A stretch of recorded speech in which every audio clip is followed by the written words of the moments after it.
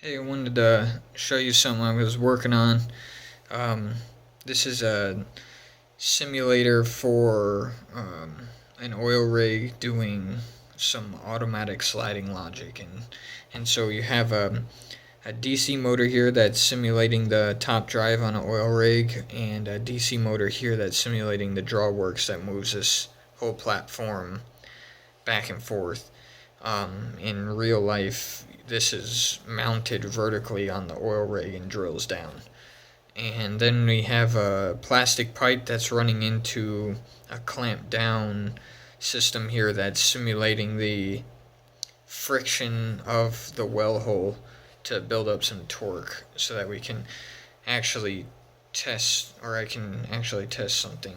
So I just wanted to go into a little bit of background behind why this is actually happening, um, or what this simulator is doing. So, uh, currently, for a directional well, the rig will start drilling down, put a bend in, and then start drilling laterally. And so they can do this to avoid. They can drill under cities or residential areas, and they can also use it to, from one drilling pad, they can drill to multiple wells. And so the way they do that is with Geo Steering, and what that is basically once they're in the lateral section, there's a small bend at the end of the drill pipe, and they can control which direction they want to drill by using the 0 to 360 degree. They can hold the drill bit at a certain angle, and it'll start very slowly start putting a slight bend and start pulling them in the direction they need to go.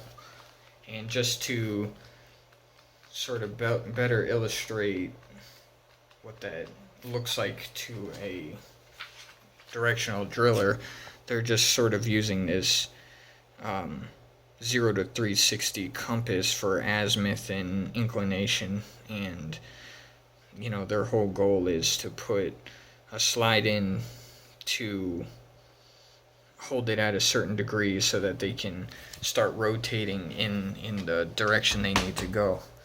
And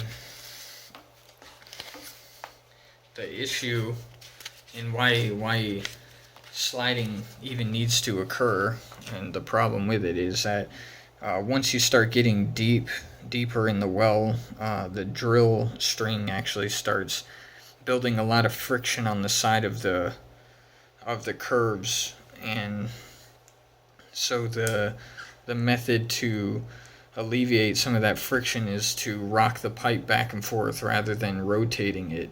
And that's sort of the same logic you would use to pull the cork out of a wine bottle. You sort of twist it back and forth and pull up at the same time, and it changes the direction of the friction so that it's not working against you.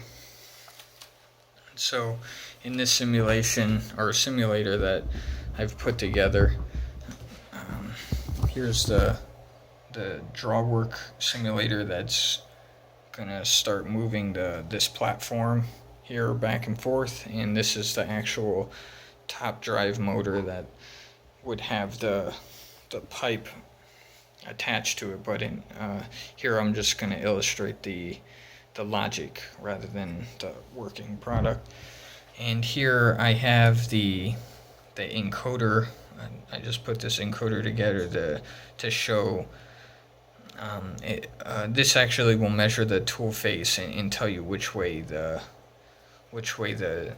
drill string is pointing in that 0 to 360. And so what I've done is I've already entered in some default or some general values here for the what you would need to input. You need to input the off and on bottom hook load, pump pressure, and torque required to actually turn the pipe. So I've just entered some values, and in this simulation we're going from 0 to 180 degrees. And so I sort of put this compass together. We're going from the drill string sort of pointing straight up to straight down, because what would happen is the pipe would start gradually moving up like this dashed line, but they want to keep moving. They would want to keep moving down in this simulation. So we want to try and pull the tool face down to 180. So I'm just gonna go ahead and start it here with 10 RPM. And so what's happening is it recommends how much torque should be to the left and to the right, and how long to hold that torque in. So what's happening is it's going to start turning to the left or to the right, and once it reaches that torque value that's specified here, it's going to change direction. And that's going to try and control the tool face while rocking the pipe back and forth.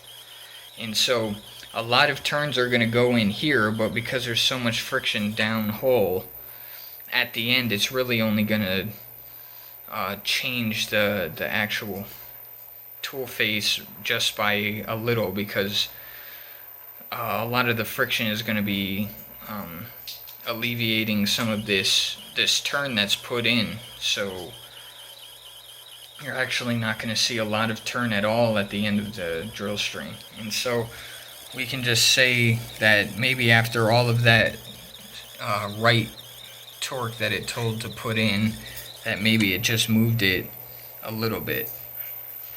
And so once it moves, it's going to make a new recommendation, but the simulator's set up like real world, where you wouldn't receive an update for 30 seconds. So generally every 30 seconds a tool face value is sent. So we just received one, and it said that it moved to the right a little bit, or it didn't move right, so we need to increase the right, because we're trying to go from here to here. And since we didn't move to the right, it was saying that we need to increase how much torque we're putting to the right, because we want to try and stop it from moving this way and start moving back this way. And so it increased the amount of right torque, and we can just see it one more time. I'll give it some more.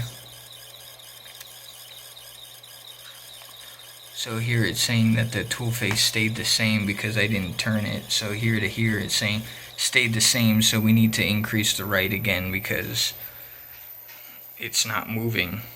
So for 2 updates it stayed in one at around 28 degrees, and now we want to try and cause it to keep turning so it increased the right. So that's basically the simulation.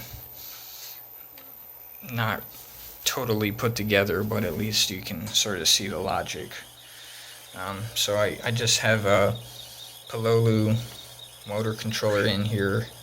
I'm using a Raspberry Pi here and some other components in there, but that's basically it. And this interface is all just written in C using some of the C graphics libraries. That's it.